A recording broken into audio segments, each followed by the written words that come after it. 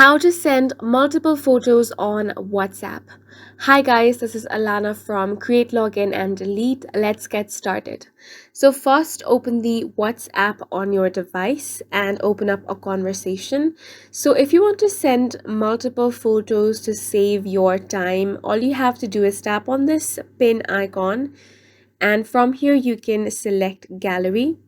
Now, from here, if you want to send a photo, what you usually do is tap on that photo and it's going to open up. So if you send this photo, then you can only send one photo at a time. But if you tap on this icon right here, then you can select multiple photos. So now you just want to tap on all the pictures that you want to send. And once you have done that, tap on the tick mark option and now tap on send. So once you do that, here you can see you have successfully sent all the photos all at once. So this is how you can send multiple photos on WhatsApp. We hope you guys found this video helpful.